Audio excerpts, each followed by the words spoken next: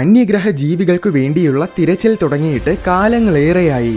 സമീപമുള്ള alpha Centauri മുതൽ പല ലക്ഷക്കണക്കിനും കോടിക്കണക്കിനും പ്രകാശവർഷങ്ങൾക്കകലെയുള്ള വ്യൂഹങ്ങളിൽ വരെ നമ്മൾ അന്നും ഇന്നും ഏലിയൻസിനെ നിരന്തരമായിട്ട് തിരയുകയാണ്.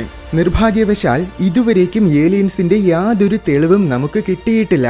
പക്ഷേ ഈ പ്രപഞ്ചത്തിൽ എവിടെയെങ്കിലും ഏലിയൻസ് ഉണ്ടെങ്കിൽ തന്നെ അവരെ കണ്ടുപിടിക്കുക എന്നത് അത്ര എളുപ്പമുള്ള കാര്യമല്ല. അതിന്റെ പ്രധാന കാരണം പ്രപഞ്ചത്തിന്റെ അനന്തമായ വലിപ്പം തന്നെയാണ്. എന്നാൽ ഒരുപക്ഷെ നമ്മൾ വിചാരിക്കുന്നത് പോലെ ഒരുപാട് അകലെയായിരിക്കുന്നതിന് പകരം ചിലപ്പോൾ വളരെ അടുത്ത് നമ്മുടെ സൗരയൂഥത്തിനുള്ളിൽ തന്നെ അന്യഗ്രഹ ജീവികൾ ഉണ്ടെങ്കിലോ?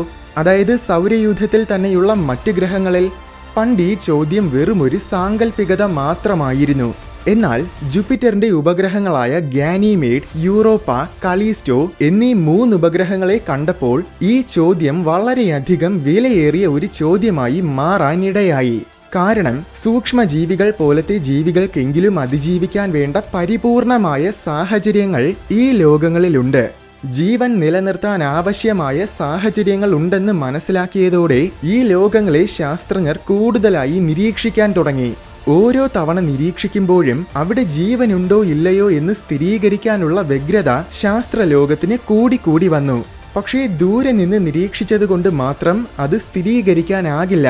അതുകൊണ്ട് ESA, അതായത് യൂറോപ്യൻ സ്പേസ് ഏജൻസി, ജൂപ്പിറ്ററിന്റെ ഈ 3 ഉപഗ്രഹങ്ങളെയും നേരിട്ട് പോയി പരിശോധന നടത്താൻ വേണ്ടി ഒരു ഉപഗ്രഹത്തെ അയക്കാൻ തീരുമാനിച്ചു. അതിനുവേണ്ടി ഏറെ കാലങ്ങളായി അവർ നടത്തിയ തയ്യാറെടുപ്പിനു ശേഷം ജൂപ്പിറ്റർ ഐസി മൂൺസ് എക്സ്പ്ലോറർ എന്ന പേരിൽ ജൂപ്പിറ്ററിലേക്ക് ഒരു പേടകം വിക്ഷേപിച്ചു. എന്താണ് ഈ പേടകത്തിന്റെ പ്രത്യേകതകളെന്നും ഈ ദൗത്യം എന്താണെന്നും നമുക്ക് നോക്കാം.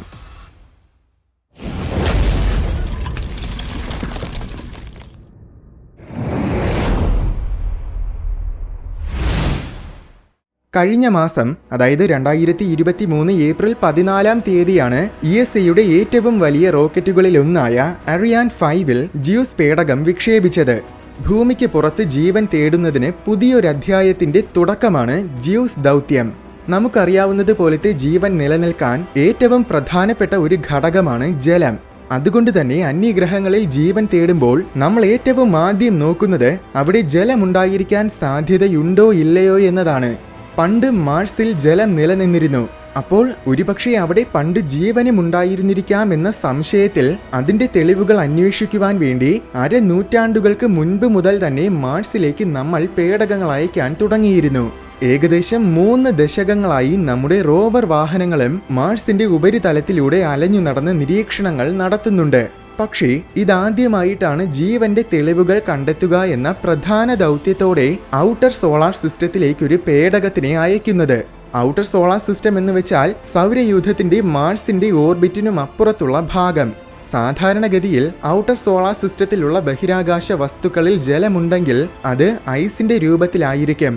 പക്ഷേ ജൂപ്പിറ്ററിന്റെ ഏറ്റവും വലിയ 4 ഉപഗ്രഹങ്ങളിലും, അതായത് ഗാനിമേഡ്, IO, കലിസ്റ്റോ, യൂറോപ്പ എന്നീ ഉപഗ്രഹങ്ങളിൽ അവസ്ഥകൾ കുറച്ച് വ്യത്യസ്തമാണ്.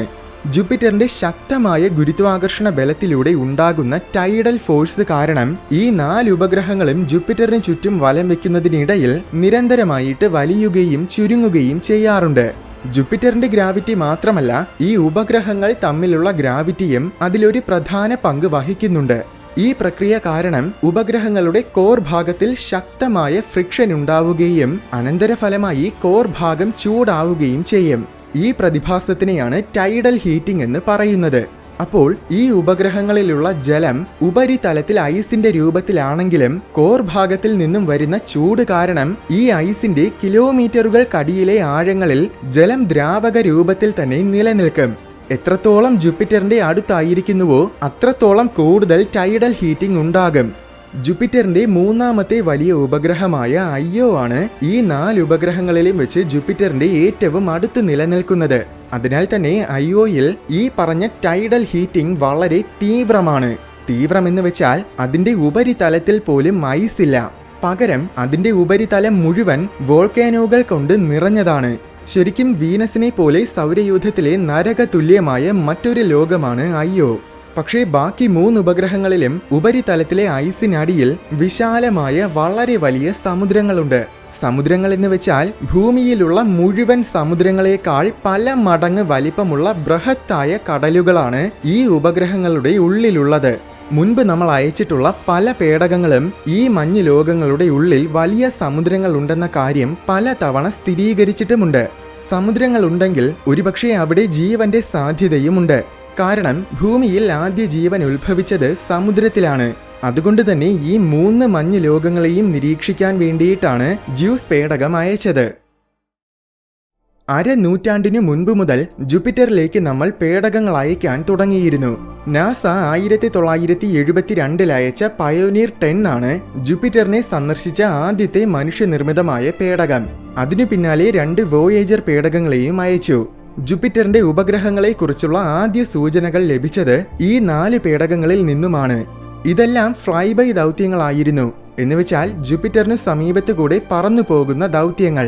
1989 ജൂപ്പിറ്ററിന് ചുറ്റും വലം വെച്ചുകൊണ്ട് ജൂപ്പിറ്ററിനെയും ഉപഗ്രഹങ്ങളെയും നിരീക്ഷിക്കുന്ന ആദ്യത്തെ പേടകം അയച്ചത്. അതായിരുന്നു ഗലീലിയോ പേടകം. ശേഷം 2011 ജൂണോ എന്ന മറ്റൊരു ഓർബിറ്റർ പേടകവും കൂടെ അയച്ചു. ഈ 2 പേടകങ്ങളുമാണ് ജൂപ്പിറ്ററിനെ കുറിച്ചുള്ള ഏറ്റവും കൂടുതൽ വിവരങ്ങൾ ശേഖരിച്ചത്. 1997 അയച്ച കസീനിയും 2006 അയച്ച ന്യൂ ഹൊറൈസോൺസും ജൂപ്പിറ്ററിനു സമീപത്ത് കൂടെ പോയിരുന്നു. പ്ലൂട്ടോയെ കുറിച്ച് പഠിക്കാൻ വേണ്ടിയിട്ടാണ് ന്യൂ ഹൊറൈസോൺസിനെ അയച്ചത്. എന്നാൽ ന്യൂ ഹൊറൈസോൺസ് പ്ലൂട്ടോയേക്കാൾ കൂടുതൽ നിരീക്ഷിച്ചത് ജൂപ്പിറ്ററിനെയും അതിന്റെ ഉപഗ്രഹങ്ങളുടെയും വിവരങ്ങളാണ്. എന്തായാലും ഇതുവരെ അയച്ചിട്ടുള്ള പേടകങ്ങളെല്ലാം തന്നെ ജൂപ്പിറ്ററിനെയായിരുന്നു ഫോക്കസ് ചെയ്തത്. അതായത് ജൂപ്പിറ്ററിനെ നിരീക്ഷിക്കുന്നതിനിടയിൽ അതിന്റെ ഉപഗ്രഹങ്ങളെയും കൂടെ നിരീക്ഷിക്കുകയാണ് ചെയ്തത്. എന്നാൽ ജ്യൂസ് ദൗത്യം അങ്ങനെയല്ല. അതിന്റെ പ്രധാന ദൗത്യം തന്നെ ജൂപ്പിറ്ററിന്റെ ഉപഗ്രഹങ്ങളാണ്.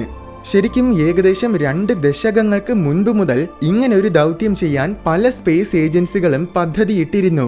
2000 തുടക്കത്തിൽ ജൂപ്പിറ്റർ ഐസി മൂൺസ് ഓർബിറ്റർ എന്ന പേരിൽ നാസ ഒരു ദൗത്യം ചെയ്യാൻ പ്ലാൻ ചെയ്തു. പക്ഷേ 2005 ആ പദ്ധതി പിൻവലിച്ചു. ശേഷം 2008 നാസയും ESAയും ചേർന്ന് EGSM ലാപ്ലേസ് എന്ന പേരിൽ വളരെ മികച്ച വലിയൊരു ദൗത്യം ചെയ്യാൻ പദ്ധതിയിട്ടു. 1ലധികം പേടകങ്ങളാണ് ഈ ഒരൊറ്റ ദൗത്യത്തിനു വേണ്ടി വിക്ഷേപിക്കാൻ അവർ പദ്ധതിയിട്ടത്. യൂറോപ്പയെ നിരീക്ഷിക്കാനുള്ള പേടകം നാസയും ഗാനിമീഡിനെ നിരീക്ഷിക്കാനുള്ള പേടകം ESAയും നിർമ്മിക്കുമെന്നായിരുന്നു പദ്ധതി. അതിനോടൊപ്പം ജാക്സ, അതായത് ജാപ്പനീസ് സ്പേസ് ഏജൻസിയും ഈ ദൗത്യത്തിൽ പങ്കുചേരാമെന്ന് പറഞ്ഞിരുന്നു. ജൂപ്പിറ്ററിന്റെ മാഗ്നറ്റോസ്ഫിയറിനെ നിരീക്ഷിക്കാൻ വേണ്ടി ഒരു പേടകം നിർമ്മിക്കാമെന്നാണ് ജാക്സ പറഞ്ഞിരുന്നത്. ഇതിനിടയിൽ റഷ്യയും ഈ ദൗത്യത്തിൽ പങ്കുചേരാൻ വന്നു. ജൂപ്പിറ്ററിന്റെ അന്തരീക്ഷത്തിൽ ഇറങ്ങുന്ന ഒരു ലാൻഡർ വാഹനം നിർമ്മിക്കുക എന്നതായിരുന്നു അവരുടെ പദ്ധതി. ഈ ദൗത്യം നടപ്പിലാക്കിയിരുന്നെങ്കിൽ അത് ശരിക്കും ഒരു ബ്രഹ്മാണ്ഡമായ ദൗത്യം തന്നെയാകുമായിരുന്നു. പക്ഷേ നിർഭാഗ്യവശാൽ പല കാരണങ്ങളാലും ഈ ദൗത്യത്തിൽ നിന്നും നാസയ്ക്കു പിന്മാറേണ്ടി വന്നു. ഒപ്പം വെനേറ ദൗത്യം ചെയ്യാൻ വേണ്ടി റഷ്യയും ഈ ദൗത്യത്തിൽ നിന്നും പിന്മാറി. എങ്കിലും ദൗത്യവുമായിട്ട് മുന്നോട്ട് പോകാൻ തന്നെ ESA തീരുമാനിച്ചു. അങ്ങനെയാണ് അവർ ആ ദൗത്യം 2012 ജ്യൂസ് എന്ന പേരിൽ ചെയ്യാൻ തീരുമാനിച്ചത്. അവർക്കൊപ്പം ജാക്സയും ഉണ്ടായിരുന്നു. തമാശ എന്താണെന്നാൽ നാസ പണ്ട് പിന്മാറിയ ലാപ്ലേസ് ദൗത്യത്തിൽ നാസ ചെയ്യാമെന്നേറ്റിരുന്ന പങ്ക് പിന്നീട് 2017 നാസ ഒറ്റയ്ക്ക് ചെയ്യാൻ തീരുമാനിച്ചു. അതാണ് യൂറോപ്പ ക്ലിപ്പർ മിഷൻ. അടുത്ത വർഷം, അതായത് 2024 അത് വിക്ഷേപിക്കാൻ പദ്ധതിയിട്ടിരിക്കുന്നത്. പേര് പോലെ തന്നെ യൂറോപ്പയിലേക്കൊരു പേടകം അയക്കാനാണ് നാസയുടെ പദ്ധതി. വിചിത്രമായ കാര്യമെന്നത് രണ്ടും 2 ദൗത്യങ്ങളാണെങ്കിൽ പോലും ഈ 2 പേടകങ്ങളും ഏകദേശം ഒരേ സമയത്തിൽ തന്നെയാണ് പ്രവർത്തിക്കാൻ പോകുന്നത്. അതായത് പണ്ട് ലാപ്ലേസ് ദൗത്യത്തിൽ പ്ലാൻ ചെയ്തിരുന്നത് പോലെ. എന്തായാലും ക്ലിപ്പർ മിഷന്റെ പ്രധാന ദൗത്യം യൂറോപ്പയാണ്. അതേസമയം ജ്യൂസ് ദൗത്യം പ്രധാനമായും ലക്ഷ്യം വെക്കുന്നത് ഗാനിമീഡിനെയാണ്. ഇങ്ങനെ 2 സ്പേസ് ഏജൻസികളും വ്യത്യസ്തമായ ഉപഗ്രഹങ്ങളെ ലക്ഷ്യം വെക്കാൻ വളരെ പ്രധാനപ്പെട്ട ഒരു കാരണമുണ്ട്. എന്തെന്നാൽ ജൂപ്പിറ്ററിന്റെ മാഗ്നറ്റിക് ഫീൽഡ് എന്നത് വളരെ ശക്തമാണ്. അതിൽ നിന്നും വരുന്ന റേഡിയേഷനും അതിതീവ്രമാണ്. ജൂപ്പിറ്ററിന്റെ കൂടുതൽ അടുത്തോട്ട് പോകുന്നതിനനുസരിച്ച് കൂടുതൽ റേഡിയേഷനും അനുഭവപ്പെടും. IO കഴിഞ്ഞാൽ പിന്നെ ജൂപ്പിറ്ററിന്റെ അടുത്ത് നിൽക്കുന്നത് യൂറോപ്പയാണ്. ജൂപ്പിറ്ററിൽ നിന്നും ഏകദേശം 6,70,000 കിലോമീറ്റേഴ്സ് ദൂരത്തിലൂടെയാണ് യൂറോപ്പ ജൂപ്പിറ്ററിനെ വലം വെക്കുന്നത്. എന്നാൽ ഗാനിമേഡ് ആണെങ്കിൽ ഏകദേശം 10 ലക്ഷം കിലോമീറ്റേഴ്സ് ദൂരത്തിലാണ്. ഏറ്റവും അകലെയുള്ളത് ഏകദേശം 19 ലക്ഷം കിലോമീറ്റേഴ്സ് ദൂരത്തിൽ കാലിസ്റ്റോയും. എന്നാൽ അതേസമയം അടുത്തോട്ട് പോകുന്നതിനനുസരിച്ച് ഉപഗ്രഹങ്ങളുടെ ഉള്ളിൽ കൂടുതൽ അളവിൽ ദ്രാവക രൂപത്തിൽ ജലമുണ്ടായിരിക്കാൻ സാധ്യതയുണ്ട്. കൂടുതൽ ജലമുള്ളപ്പോൾ അവിടെ ജീവനുണ്ടായിരിക്കാനുള്ള സാധ്യതയും കൂടുതലാണ്. ഈ കാരണങ്ങൾ കൊണ്ടാണ് നാസ യൂറോപ്പയിലേക്ക് പോകാൻ തീരുമാനിച്ചത്. കാരണം ജൂപ്പിറ്ററിന്റെ തീവ്രമായ റേഡിയേഷനെ താങ്ങാൻ കഴിയുന്ന തരത്തിൽ പേടകം നിർമ്മിക്കാൻ അവർക്ക് കഴിയും.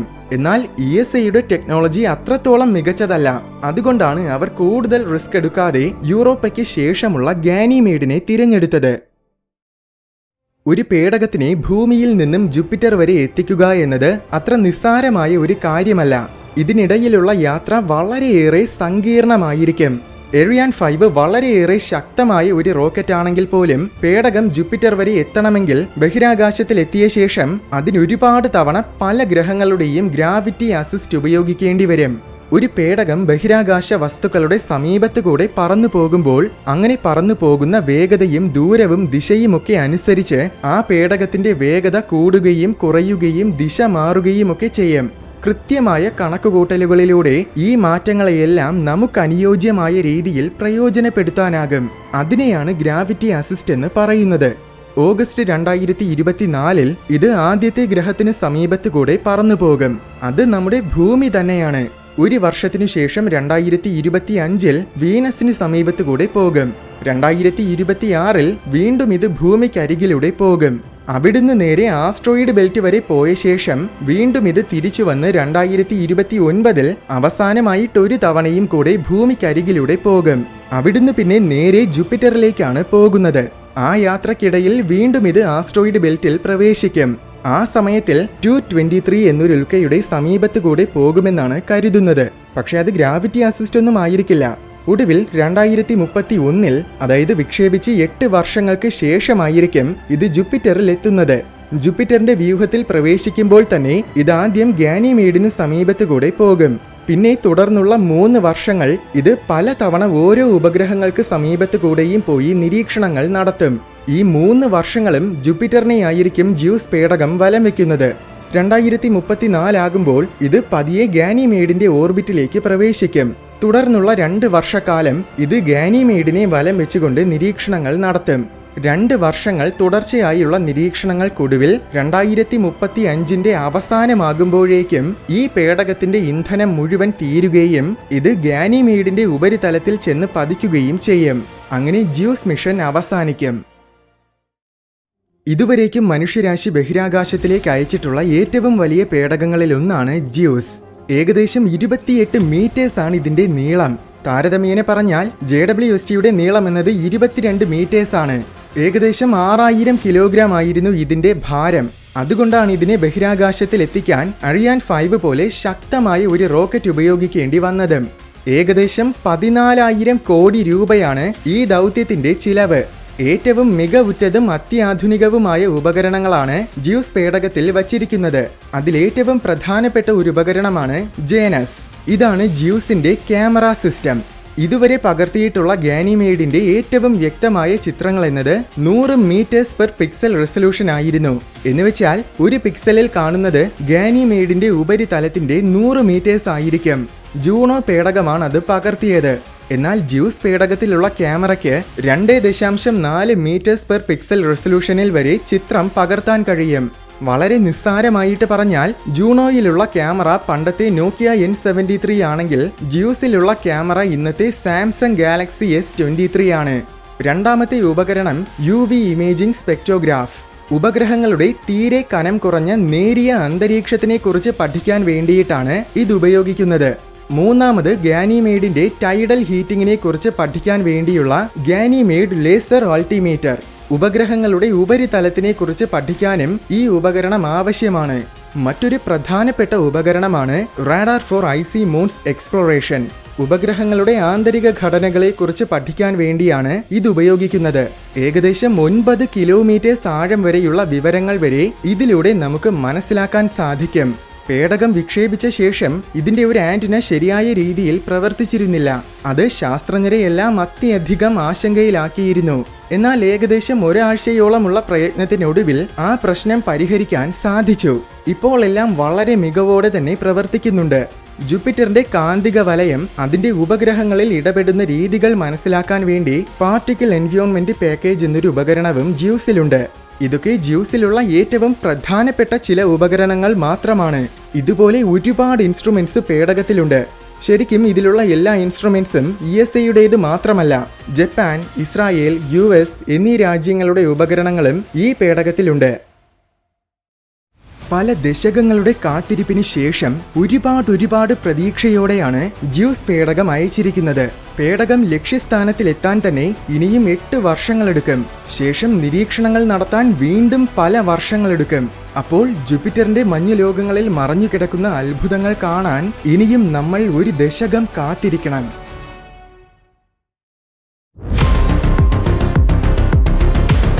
വീഡിയോ ഇഷ്ടമായെങ്കിൽ ലൈക്ക് ചെയ്യണമെന്നും ഇതുപോലെ കൗതുകവും വിജ്ഞാനവും നിറഞ്ഞ കൂടുതൽ വീഡിയോസ് കാണാനായിട്ട് ഈ ചാനൽ മറക്കാതെ സബ്സ്ക്രൈബ് ചെയ്യണമെന്നും ഓർമ്മിപ്പിക്കുന്നു.